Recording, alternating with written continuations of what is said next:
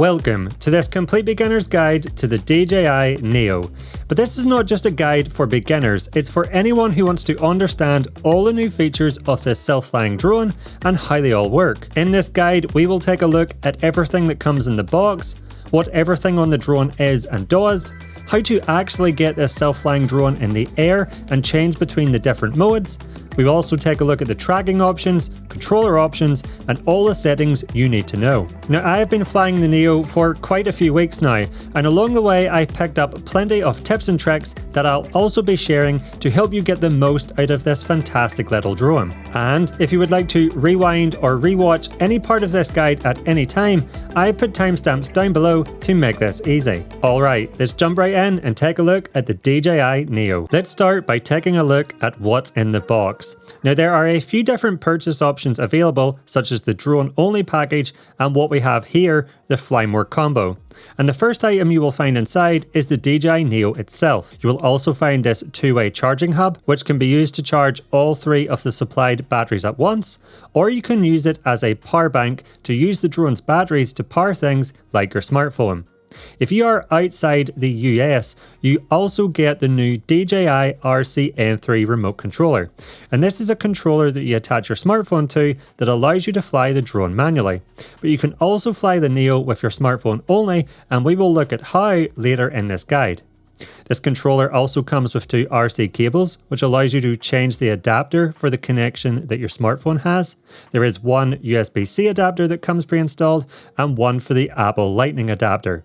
Inside, you will also find spare propellers should you damage one and need to replace it. And as these are attached with small screws, there is also a mini screwdriver supplied to allow you to change them. Lastly, we also get a USB-C cable, which can be used to attach the drone or charging hub to a power source or download the files of the DJI Neo. Now, on to the fun stuff.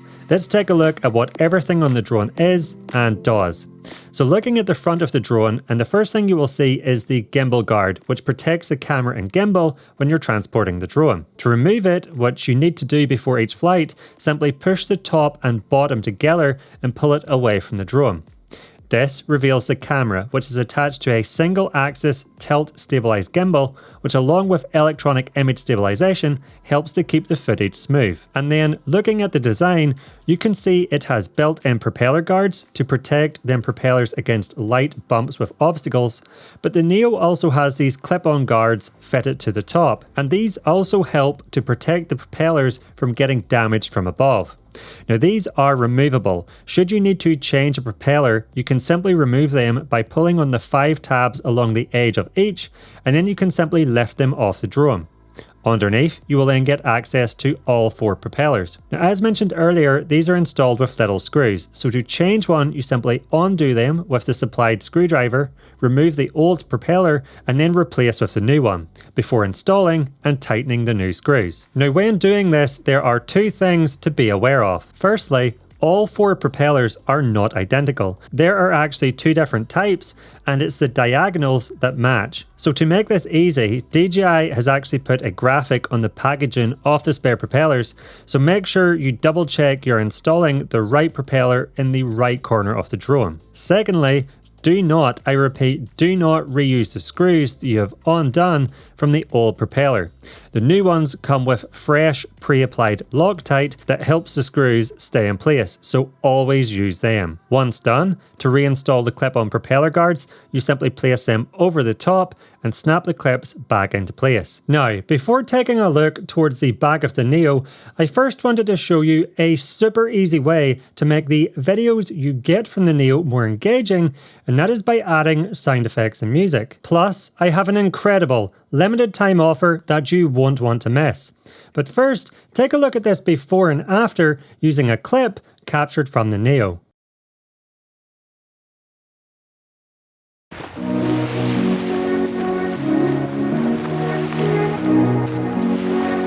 Massive difference, right? but where can you find restriction-free and safe to use sound effects and music? Well, for that, I personally use and recommend today's video sponsor, which is Epidemic Sound.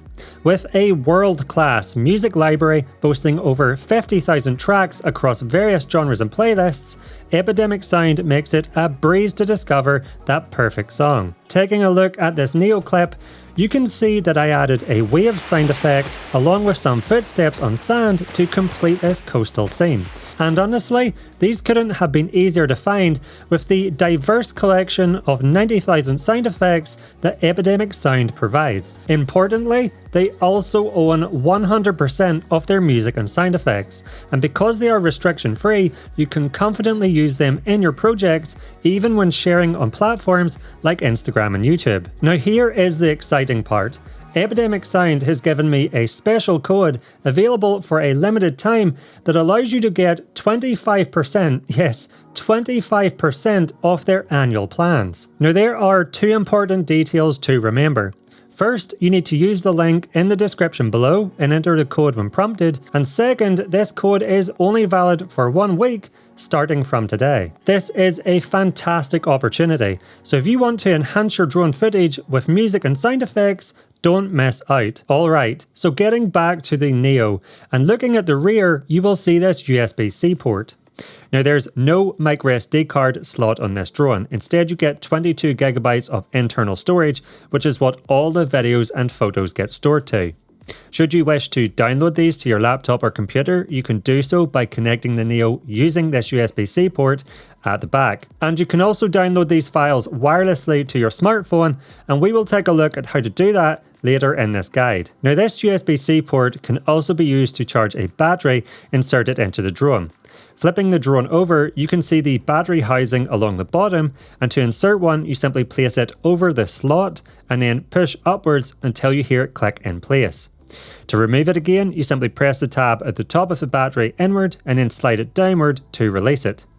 Now charging a battery via the USB-C port on the Neo takes around 50 minutes, but there is a much faster way. If you instead use the charging hub, you can charge all 3 batteries simultaneously at once, and this only takes around 60 minutes to charge all 3 batteries. So when possible, it's always preferable to use this method. Just above where you insert the battery, you will see these 2 sensors.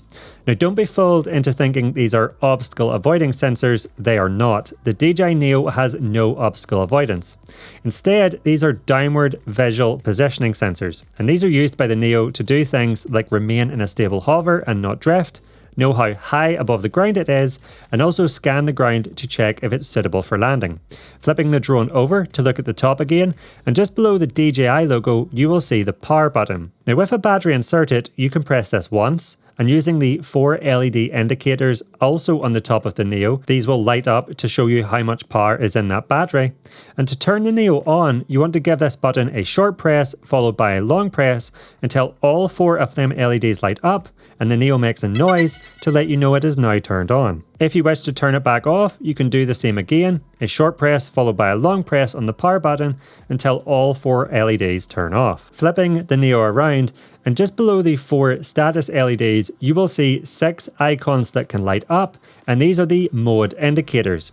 Each one refers to a different self-flying mode available on the Neo, and they light up to let you know which mode is currently selected. To change between these modes, you can use the mode button just below them. Pressing this will change you into the next available mode, and when that happens, not only will the relevant icon illuminate, but the Neo will also audibly read out the mode that you have just selected. Now there are 6 modes you have to choose from. You have follow mode, where the Neo will fly along behind you using AI tracking. Droney, where the Neo will fly backwards and upwards away from you. Circle, where the drone will orbit around you. Rocket, where it will fly straight upwards. Spotlight, where it will stay in one place, but rotate and use the gimbal to keep you centered, again using AI tracking. And Custom, which can be set to 1 of 3 unique moves, and we will look at how you do that when we get onto the smartphone companion app. So as mentioned earlier, this is a completely self-flying drone. So how exactly do you take it off and use it? Well, let's now take a look at that with a demonstration of the tracking mode. So using that mode button, let's press it until we change into the follow mode. And then, once we are ready, you want to place the Neo on the palm of your hand. Now, it's very, very important that the camera is pointed towards your face when you do this, as if the Neo can't see you, it won't actually take off. Then all you have to do is press and hold on that mode button for 2 seconds. You will hear the mode you have selected audibly read out, and then the Neo will count down and automatically take off your palm. Now, if you start walking, the Neo will automatically fly along behind you, and this is fully autonomous. And I have to say, this is one of my absolute favorite modes, is it allows you to get shots of yourself exploring a location from this third-person perspective. Now you might ask, how do I land it once I am done? And it's actually really easy. All you have to do is turn around, place your palm underneath the Neo, and after a few seconds, it will automatically lower and land on your palm. So let's quickly take a look at one of the more traditional style QuickShot modes, a drone. So again, we press the mode button to change to the drone mode before placing the Neo on our palm. And something else you want to be very careful of is to not move the drone too much when you're starting a quick shot, as if it detects too much movement, it won't actually take off. So keeping it nice and steady again, let's press and hold that mode button for 2 seconds to start the quick shot. And this time, after the Neo takes off, it's going to automatically fly backwards and upwards to capture this drone style shot, which is absolutely perfect for showcasing yourself in your surroundings. Now, the distance at which the Neo flies in each of these quick shot modes can be fully customized, and we will look at how you do that later in the guide. So you can see that the Neo has now reached its furthest point, and after pausing for a few seconds, it will now automatically start flying back towards us. So we actually get 2 shots for the price of 1. A clip of it flying backwards away from us, and a clip of it flying forwards back towards us. And once it has returned next to us, it will simply hover in place until again we put our palm underneath it, at which point it will automatically lower and land. Now, just quickly before moving on, if you're getting value from this video, please let me know by giving me the thumbs up and clicking that like button down below. And if you love all things drones, but also action cameras, gimbals and more, and want to learn about the best settings to get up and running quickly, along with tips and tricks to help you get more cinematic videos and better looking images with your gear, then please consider subscribing by clicking that subscribe button down below. And when you're down there, be sure to check the notification bell so that you will be alerted when my new videos are released. It would be greatly appreciated. Now, onto something even more exciting, and that is the companion smartphone app, which has a lot of features such as being able to customize the quick shots, preview the camera feed, and even being able to fly the Neo manually using only your smartphone. So the first thing you will want to do, if you haven't already, is to download the DJI Fly App to your phone, and this is available on the Android and Apple iOS store. Now, once you have opened the app, the first thing you will see is the home screen, and you will see this before you go into the drone's camera view. So let's very briefly take a look at what everything on this page is. So right in the center, you will see some images and videos that other drone pilots have been capturing and posting on SkyPixel, which is DJI's social network. In the top right corner, where it says Academy, you can press this to find tutorials specific for the DJI Neo and other drones. And if you go over to the top left, you will see this search box. And when you press this, you will see a few more general tutorials and guides, which DJI calls courses. Now, you can also search for courses to help with a specific problem you may be having by typing it into the search bar, but you can also search for things like interesting locations to fly, along with being able to search for tips and tricks. Now, below this, you will see a box that says before you fly, and this shows information specific to your current location, such as the GeoZone URM. So right now you can see we are in a recommended zone, which means there are no restrictions in this area, but it will also display if you are in a restricted zone, for example. Now, pressing this box takes you into a relatively new feature called DJI Fly Spots, and if you are connected to Wi-Fi, you will be able to browse around the map to see if where you are planning to fly is a good place or not in terms of any restrictions, but you can also see lots of little photos dotted around the map, and these are actually images other drone users have captured in them locations, and this lets you see an example of what you can expect to capture in them areas. Now, looking at the bottom left, you can see 4 more buttons. The first, called Album, will show you all the footage that you have recorded with your Neo, and you can tap into each clip to watch a low-res preview. You can also download the footage to your phone by pressing this button here, or delete the clip by pressing this bin icon. To get back to the home page, simply press the back arrow on the top left. Now, if we tap the Create button, this takes you through to DJI's video editor, where you can use preset templates along with your clips to quickly create sequences that you can then export and share online. Next along is SkyPixel, which as mentioned is DJI's social media platform, and in here you can make an account and share your videos and photos with other drone users. Lastly, we have this Profile button, and this area contains all the information about you and your drone, including things like flight logs, serial numbers, account information, and more. Alright, let's now connect our DJI Neo to this app. Now this is a really quick process, however the first time you do it there are a few additional steps. So with the DJI Neo powered on, tap the connection guide button on the bottom right of the screen and select the DJI Neo from the aircraft model list. You will then get asked to select from 3 control methods. Now we will be looking at all 3 in this guide, but for now we want to control the Neo with our smartphone only. So we will want to select the first option on this page. On the next page, after a few seconds, you will see a nearby devices window pop up, and you want to select your Neo from the list, and after a few seconds it will have paired with your phone. Now don't worry if this seems like a long process, you only have to do this the first time. After which, anytime you power on your Neo and open the DJI Fly app, you will see a small blue connect button appear on the bottom left of the home page, which you can press to quickly connect the 2 devices together. Now there's one last crucial thing to look out for on this homepage once paired, and that is if there is a firmware update available for the Neo, you will see a prompt appear on the screen. Now if you see this, it's very important to press it and go ahead and download the firmware update to the Neo, as this will not only bring bug fixes and performance improvements, but also any new features that have been added since release, and it only takes a few minutes to do. Alright, now it gets exciting. Let's press the blue Go Fly button to access the DJI Neo controls. Now, this takes us through to an area designed specifically for the DJI Neo. So at the top of this screen, the first thing you will see is the aircraft status. So here, for example, you can see it is currently showing a warning that the aircraft pitch angle is too large, letting us know that the drone is not sitting level and won't be able to take off. But once we move it and place it on level ground, you can see this changes to say takeoff permitted. Next to this, you will see the battery level showing as a percentage remaining, and the timer next to this displays how much battery level is left in time remaining. Now this will initially show as 4 zeros when the Neo is on the ground, but once you take it off, this timer will become active. To the right of this, we have the transmission strength indicator, and this shows us the Wi-Fi signal strength between our phone and the drone. And below this, we have a large camera preview. And then just below that, we have this mode selection button. So using this, we can actually change between the different QuickShot modes without having to touch the drone. Once you have selected a QuickShot, you can also have the Neo automatically take off and perform the QuickShot by pressing the green Start button just below.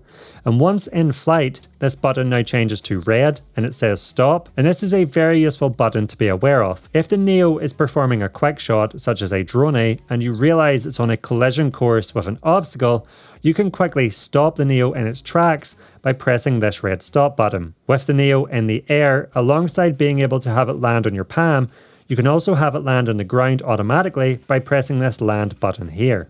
There's also this audio recording button, and when you turn this on, alongside the Neo capturing video, your smartphone will also record the audio from its internal microphone and then automatically apply the audio track over the video, making this a fantastic option if you want to use the Neo for vlogging. Now, the best part about this feature is that it also uses noise cancelling to remove the sound of the drone's propellers to give you a much cleaner sounding audio track. Now, just be aware that the audio quality is definitely not the highest, but it is usable in a pinch. Another really nice feature of the Neo is the ability to control it via voice commands. When you press this small speech bubble icon, you can say a command for the Neo to perform. This includes being able to change between the different QuickShot modes, or start a QuickShot, change the following distance or height while it's tracking you, or ask the Neo to stop or land. On screen now, I've put a full list of all the different commands available,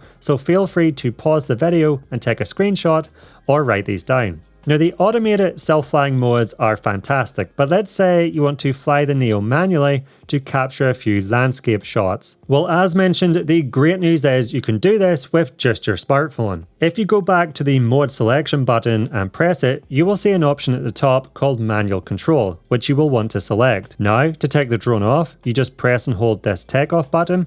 And once the drone is in the air, you will see two virtual joysticks appear on the screen, and you can use these to manually fly the drone around. You can also move the gimbal up and down by sliding your finger on the right side of the camera preview window.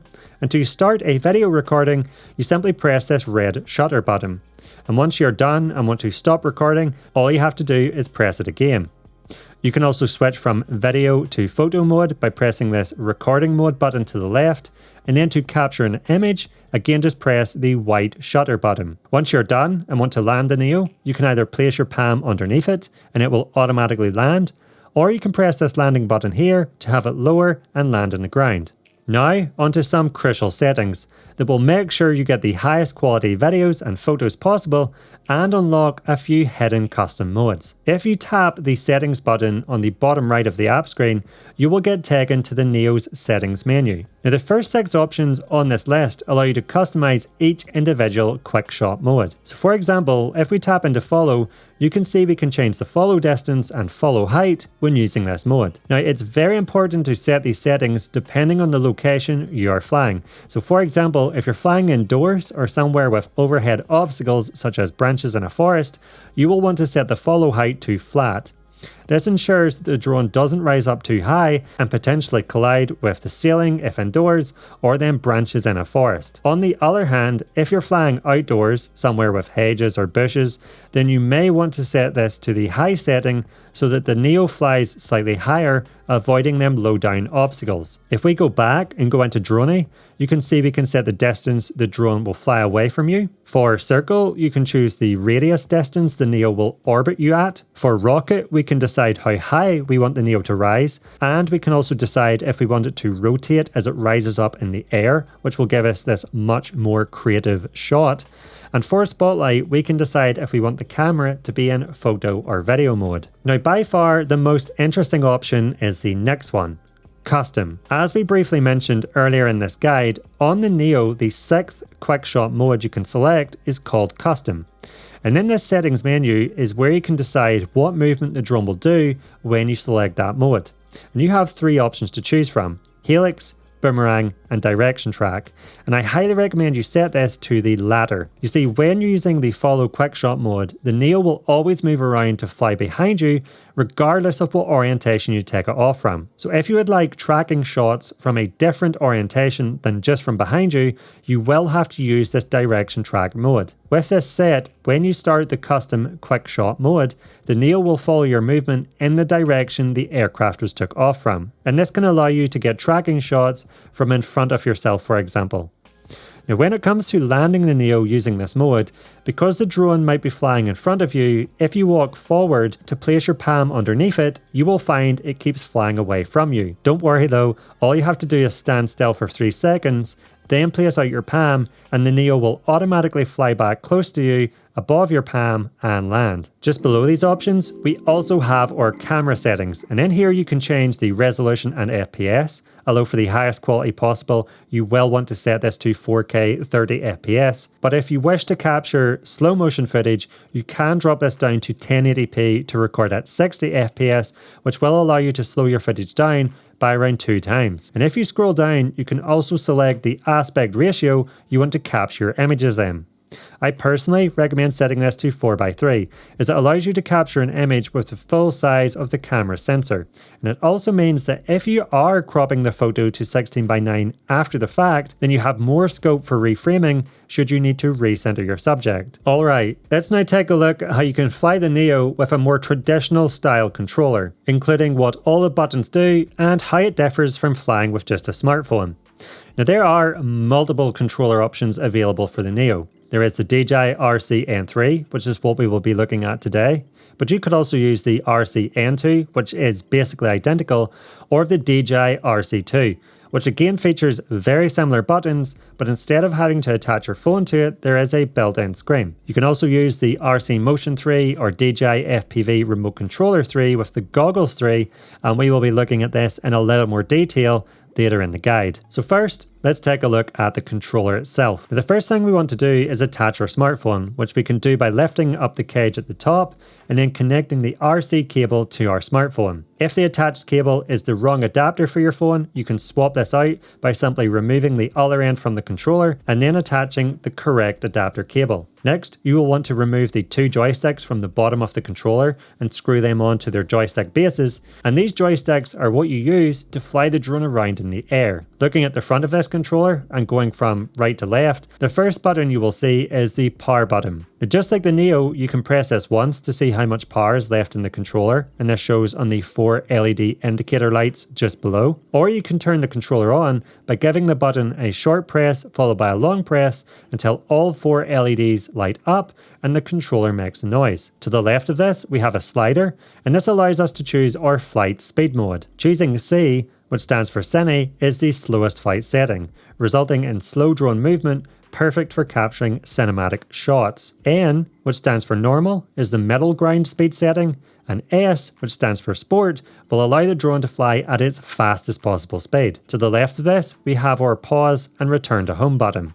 So whenever you are flying the drone, you can press and hold this button and this will engage return to home. This is where the drone will automatically fly back to where it took off from and land. Now it does this by rising up to a set height, and I will show you how you set that height shortly. It will then fly back to above that home point, which is where you took it off from, and then it will lower down and land.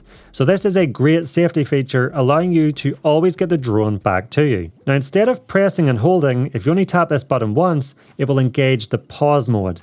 And this can be used if you're doing an automatic movement with the Neo, such as a quick shot, or you're using tracking and want to stop it mid-flight. After which the drone will simply hover in place in the air until you take control with the joysticks again. Now up in the upper left corner of the controller, you will see a small button with the letters FN, and this is the function button, and you can customize what happens when you press this. So for example, you could have it recenter the gimbal or bring up something like the camera settings menu when you press it, and I will show you how you customize this button shortly. Also, over on the right side, we have a button that allows us to switch between the video and photo recording mode. Looking at the top of the controller, and you can see we have a shutter button, which will either start or stop recording a video in video mode or capture an image if in photo mode. Over on the other side, you will see a scroll wheel, and this allows us to rotate the gimbal upwards or downwards. Lastly, looking at the bottom of the controller, you will see a USB-C port, and this is what you will use to charge the controller by connecting it via a USB-C cable to a power source. Now again, if this is your first time using a controller, there are a few setup steps you need to go through. On the DJI Fly App home screen, we need to press the connection guide button and again choose the DJI Neo. But this time under the connection method options, we want to choose the middle option which says connect with RC only. Then you want to follow the on-screen steps, and after a few seconds you will get taken through to a different looking camera preview. And this might look familiar if you have flown any other DJI drone. Now this may look more complicated with all the different icons and buttons, but a lot of them are actually very similar to the smartphone only version screen. Let's very quickly go through what they all mean now, including looking at a bunch of features only available when flying with the controller, including more advanced camera settings, and one that I recommend changing to get more natural looking footage from the Neo. So, starting with the top left corner, you can see it says N mode, and this mimics the setting you have on the controller to let you know which flight mode you are in. So if I change this to Cine mode on the controller, you can see this switches to say C mode. Now, next to this is the aircraft status indicator we covered before, so at the moment I have the Neo in the air, and therefore it says in flight. But again, you will see warnings here if your drone is not ready to take off yet, doesn't have a GPS connection, or has a low battery, just to name a few. You can actually press on this to bring up your pre-flight checklist, and at the top you will see your flight status. So if the drone has more than one issue, like a few we just mentioned, you will see them listed here. But as you can see, everything is showing as normal for me at the moment. Below this, you can set the auto return to home altitude. So as mentioned earlier, if you manually engage return to home using the controller, or it engages because of a low battery, or you lose signal to the drone, the Neo will actually rise up to this set altitude before it flies back to you. Now, it's very important that you set this altitude to be higher than the tallest obstacles in your area, as you want the Neo to safely rise up above them before flying back to you, as remember, it doesn't have obstacle avoidance. And if this height is set too low, it could collide into them obstacles on its way back to you. Below this, we have a few geofencing options called flight protection. So using these sliders, you can set a max altitude and max distance that you won't be able to fly the drone beyond. And then going back, we have a few more options at the top right of the screen. The first one you can again see is the battery level percentage and flight time remaining. But in here, you can also press on these icons to see a time remaining until return to home engages, until a forced landing, and until the battery is fully depleted. You can also see a transmission strength indicator between the controller and the drone, and it's worth noting that when using the controller, this changes from a Wi-Fi only transmission to using ActiveTrack 4. So you will get a much more reliable connection and more range when flying with the controller. The next icon, which looks like a satellite, shows you how many satellites you are connected to, and when your drone is not connected to enough satellites to not be able to remain stable in the air without drifting,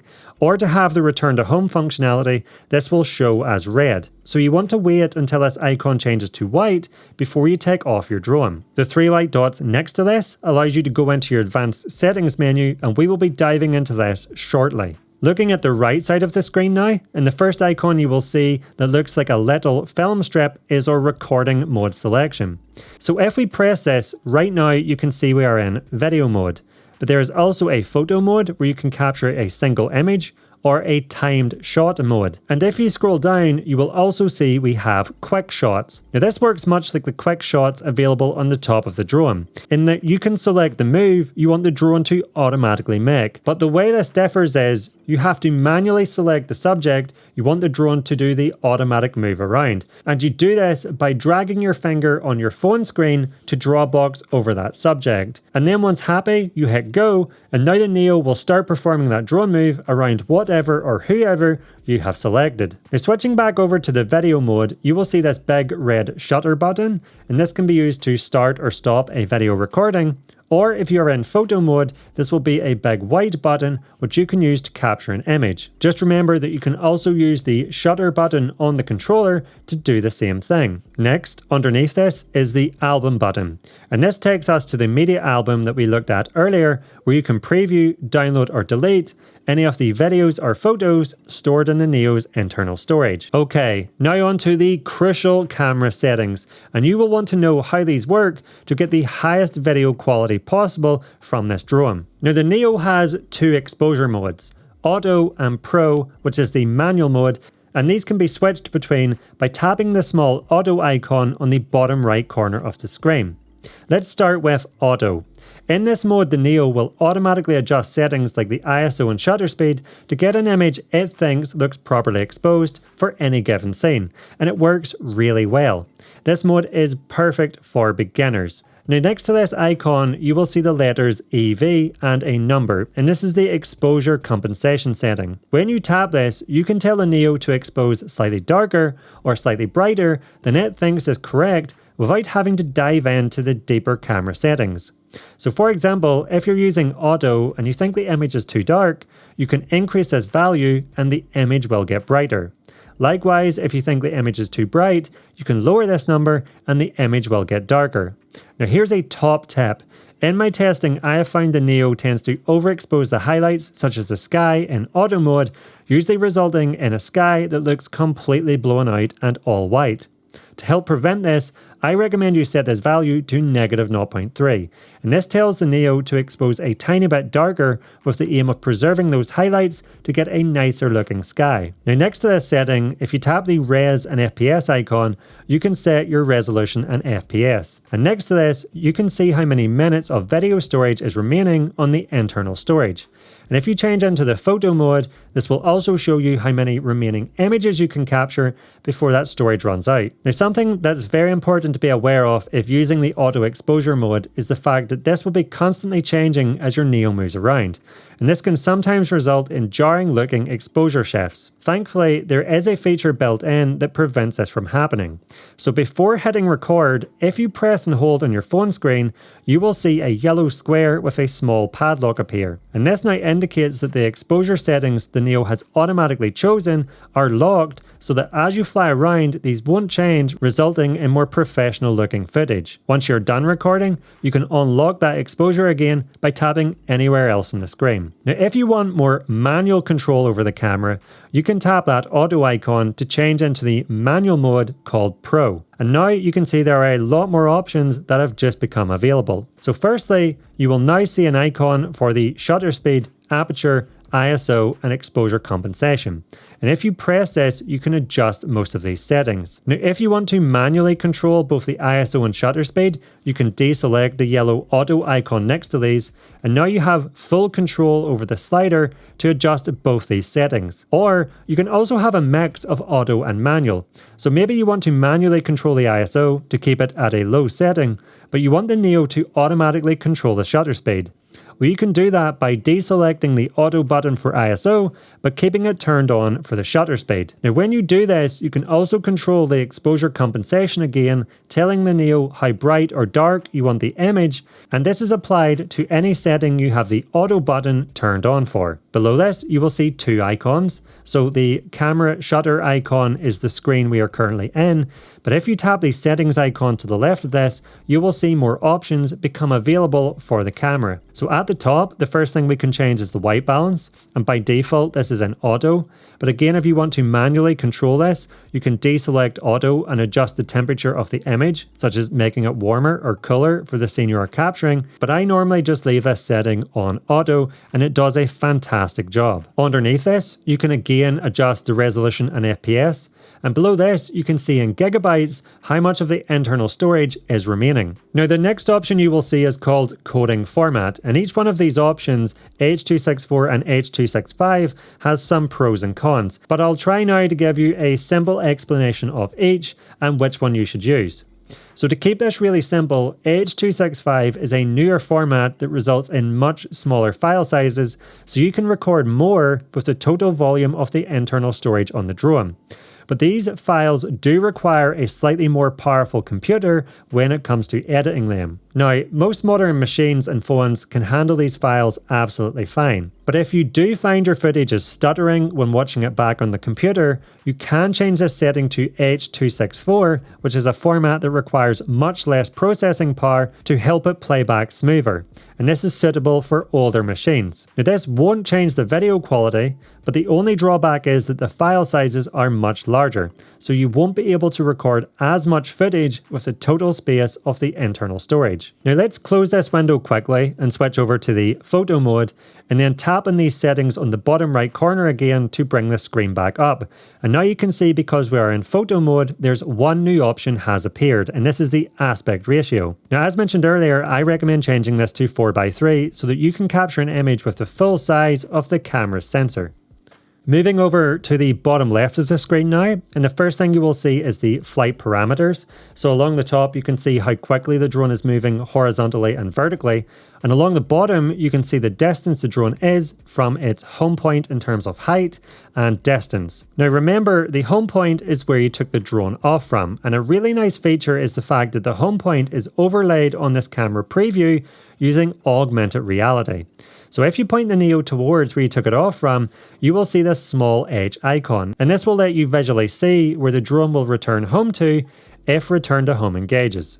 It's also really handy if you've flown the drone slightly further away to always be able to see where to fly back to when bringing the drone home. Also, in the lower left hand corner, you can see this small map icon. And if we press this, when connected to Wi-Fi, you will see a map preview of your location. Now, if you want to make this full screen, you can by simply pressing on it. And you can also zoom in or out on this map view by pinching or expanding your fingers on the screen. Now, there are a few icons on here, with the first being this blue triangle, which shows you the drone's location and heading. The blue line shows you the path you have flown the drone, and the red line shows you the quickest path back to where you are standing.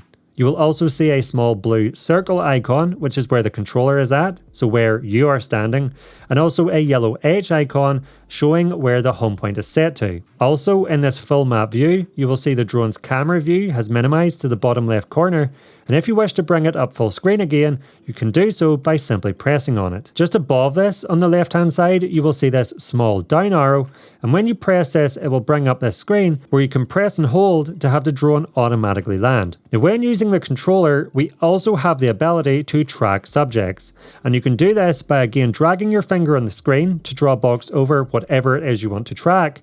And when you do this, you will see a green box appear over that subject and a new window open at the bottom of the screen. Here we have three options.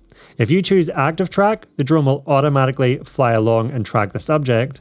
In Spotlight mode, the drone stays fixed in place, but will rotate and move the gimbal to follow your subject.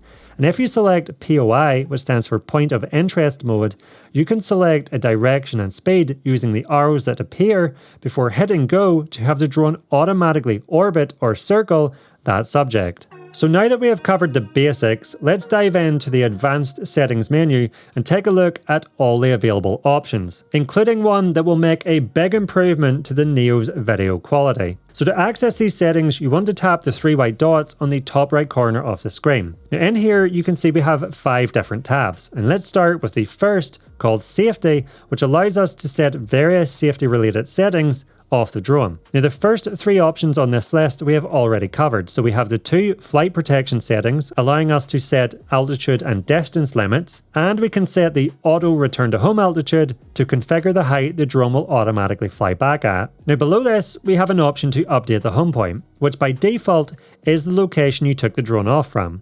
But if you want to change it, you can click in here and then you can draw on the screen to where you want the new location for it to be and then hit OK. Next, there is this option called AR settings, where you can turn on or off each of the 3 augmented reality overlays. So we already touched on the AR home point, but there is also this AR return to home route, which when you engage return to home, shows you the path the drone is automatically flying along as it comes back to you. And this is super useful as it allows you to see if there's any obstacles along that path that may cause issues for your drone. There's also this AR aircraft shadow option, which shows when the drone is low to the ground and the gimbal is pointed straight down, and you can use this to see exactly where the drone is going to land as it gets closer to the ground. Now if we go back, below this there are 2 options to calibrate the compass and IMU, should you need to do this for any reason. Now normally this is something you won't need to do, or something you don't need to do very often.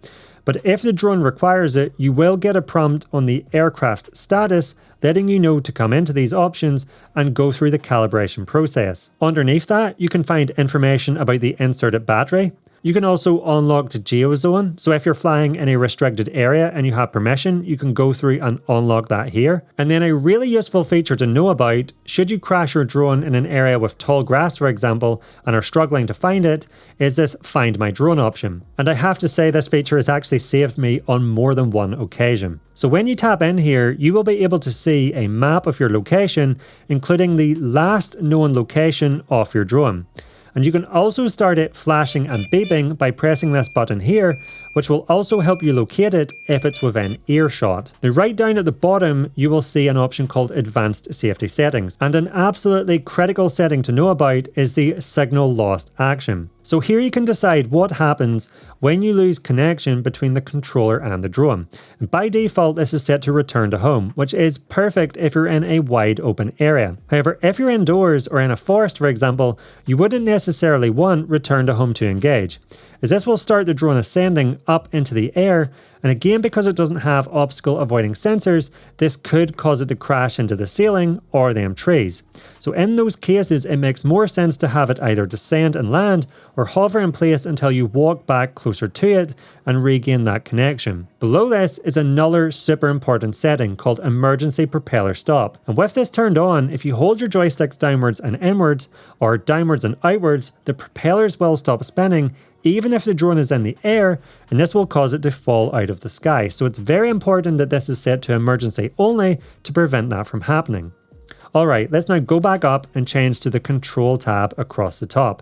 And in here you will find all the settings related to how you control the drone. The first option allows us to change the unit type that is displayed through all the icons. Now I have this set to metric, but if you're in the US for example, you could change it to imperial. And below this, you can also enlarge the text on the screen should you struggle to read it. The next option, called subject scanning when turned on, will place a small green circle with a plus icon over any subject it recognizes it can track on the camera preview. So instead of having to draw a box over your subject, you can just tap on this plus icon and the drone will automatically start to track them. Below this, we have an option called Gain and Expo Tuning. And if you tap in here, you can change how the Neo responds to your joystick and scroll wheel inputs on the controller. So you can fine tune the Neo to fly exactly how you want. So if you find, for example, it rotates a little too fast in the air, you could lower the max angular velocity to slow it down. And the nice thing is you can do this for all three of the flight modes. Below this, you can again calibrate the gimbal if prompted to do so. You can also decide if you want to turn on phone charging, which is where the controller will simultaneously charge your phone while it's connected. But just be careful with this option because I found when using it, it causes your phone to start getting quite warm. And as a consequence, because the phone is heating up, it actually starts to dim the screen, making it harder to see. And then another useful setting is this one called stick mode. Now if you tap into this, you can change what direction the drone will fly when you push a joystick in a certain direction. Now by default this is set to stick mode 2, but if you have the muscle memory from playing something like the Xbox, then you can go ahead and change this to something you're more familiar with. Below this, we have our button customization. So remember earlier when we looked at that FM button on the controller, that function button? Well, this is where you can change what happens when you press it. So for example, you could set it so that when you give it a single press, it enables exposure lock so that you don't need to press and hold in the screen each time. And when you double press it, you could have it do something like recenter the gimbal. But there are a range of functions you can have this button do, so I recommend changing this to do the functions that you use the most so that you have easy access to them by pressing this button. Now let's scroll back up and go across to the camera settings. And this is where you will find some of the powerful settings that will not only improve the video quality, but also help you get smoother shots with the Neo. So we have already covered the coding format, and then below this you will see video subtitles. If this is turned on, the video track will also have a subtitle track to go along with it, which can display things like the current video settings and flight parameters. Now I never use this, so I just leave it turned off. Now if you're finding you're having issues with flickering, so maybe you're flying indoors where there are light bulbs in the shot, you can turn on anti-flicker, but by default this is already set to auto. There is also a histogram option that you can turn on, which places a small graph on the camera preview, and this shows you all your exposure values on this graph. So for a properly exposed image, you want most of the graph to be in the center, but if it's too bright, you will see this graph becomes crushed to the right.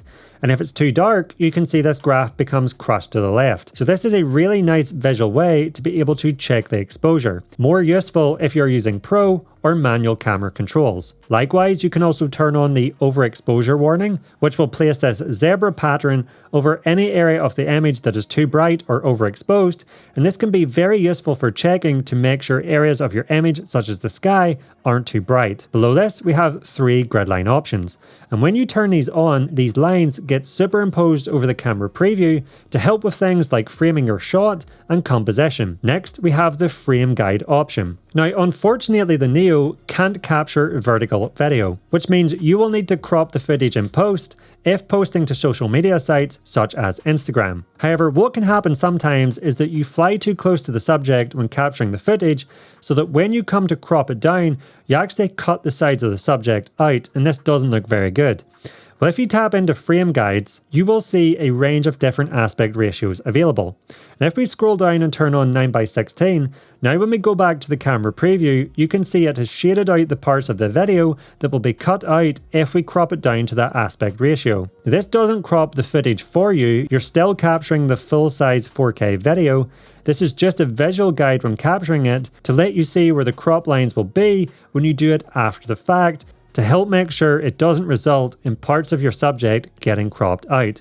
Next, we can again change between auto and manual white balance, and below this is arguably one of the most important settings when it comes to video quality, the style parameters. If you press on the little arrow next to the word style, you will see a box drop down with two options, sharpness and noise reduction. Now, out of the box, the footage that comes from the Neo is a little too sharp. It has quite a digital look to it, but this can be easily fixed by decreasing the sharpness setting to -1, and this results in softer, more natural looking footage. However, if you want the footage to be even sharper, you can increase this slider, and likewise, if you want to increase or decrease the noise reduction, you can also do that here. However, I just leave noise reduction set to 0. Now, below this, you can also see the internal storage space again, alongside being able to format that storage should you want to delete everything on it.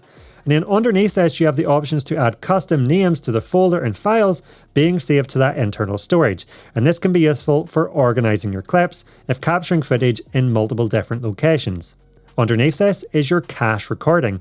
So with this turned on, your phone will always be storing a low-res version of your recordings as a backup. And you can also set what the max cache size is, and I recommend just setting this to auto. But if you want to use less storage space, you could decrease this value. Going back up to the top again, the next option along is the transmission tab. So this is everything about the transmission of the controller to the drone, but I recommend just leaving these all at their default values. And the last tab, called About, will show you everything about the drone, such as the serial numbers and firmware version. You can also check for firmware updates within this area, as well as being able to reset all the settings back to their default values, or wipe all the data from the drone, which is something you will want to do if you're planning on selling it. Now, just briefly, I wanted to touch on the third way you can fly the DJI Neo, and that is with the Goggles 3 and either the FPV Remote Controller 3 or the RC Motion 3 motion controller, which is what I'm using today. Now, super quickly, let's take a look at all the buttons on the RC Motion 3. However, a lot of these are the same or function the same as your traditional controller buttons. First, we have a power button, and then we have this trigger, which when pulled inwards, flies the Neo forwards, or when pushed outwards away from you, reverses the drone. On the top, we have this joystick, which we can use to ascend or descend the drone, or fly it left and right. The button below this is our mode and return to home button, and we can use this to switch between the normal and sport mode by giving it a single press, or if we press and hold on it, we can engage return to home. The red button next to this is our lock button, and this can be used to take the drone off by pressing it twice to start the motors, and then pressing and holding it to take the Neo off. And when you wish to land the drone, you can do so by pressing and holding on that lock button. The dial on the side of the motion controller can be used to tilt the gimbal upward or downward, and just below this we have our shutter button for starting or stopping a video recording or taking a photo. Now, flying the Neo around with the motion controller is very intuitive. You simply pull the trigger inward, and now as you tilt or roll the motion controller around, the Neo will follow your movements, and flying it this way is a ton of fun. Now, when you put on the goggles, you will see that the interface looks slightly different, but a lot of the functionality is exactly the same. So I'm not going to go into depth for all the menus, but I do want to show you some of the main options to be aware of, what some of the differences are when flying, and some of the unique features available when flying this way. So if we first bring up the bottom menu, which you can do by pressing up on the mini joystick on the goggles, you can see we have our camera controls, where you can change between video and photo mode, and we can also change the exposure mode between auto and manual, with manual allowing us to set things like the ISO, shutter speed and white balance. Pressing right on that joystick on the goggles brings up the main settings menu, where we can do things like go into the safety tab to change things like the flight protection settings or auto return to home altitude limit. We can go into the control tab to change things like the flight parameter units, or the camera tab to change settings such as the resolution and FPS. Now, one of the unique settings in here to flying with the goggles is the EIS or Electronic Image Stabilization setting. By default, this is set to RockSteady, which will smooth out any bumps or jitters that occur when flying to give you super smooth footage. However, there is another option in here called HorizonBalancing. When you use this mode, the horizon of the footage saved to the internal storage will stay perfectly level no matter what way the drone tilts or rolls in the air. Now for me personally, I find this removes that FPV action feel from the footage, so I like to keep this on RockSteady. Now if you go back and go to the display menu, a really cool feature that you will want to turn on is Real View Picture-in-Picture. With this turned on, if you double tap on the side of the goggles at any time, the view will change to a video feed from the two cameras mounted to the front of the goggles, essentially allowing you to see through them. At the same time, the camera feed will also appear as a small box on the top left of the screen, allowing you to not only see around your environment, but also keep an eye on the drone itself. And this can be perfect when taking off or landing the drone. To get the camera view back full screen again, simply tap twice on the side of the goggles again. Now, if you go back to the main screen, and this time press down on that joystick on the goggles, you can bring down this top menu, and there are more fun features in here. The first is head tracking, and when you turn this on, as you move your head around, the Neo will mimic this movement, and this can be a lot of fun when flying. You can also see the easy ACRO mode in here, and when you turn this on, this allows you to do one button drifts, rolls and flips when using the motion controller to easily recreate freestyle FPV footage when flying the Neo. So there you have it, absolutely everything you need to know about the DJI Neo. And if you have found this guide to be useful and learned something new, please let me know by clicking that like button down below. And hit subscribe if you love all things drones, action cameras, gimbals and more, and want to see more videos just like this one. Now if you would like to learn even more about the DJI Neo, including 15 settings you should change first, you can do that by clicking up here or by using the link in the description down below.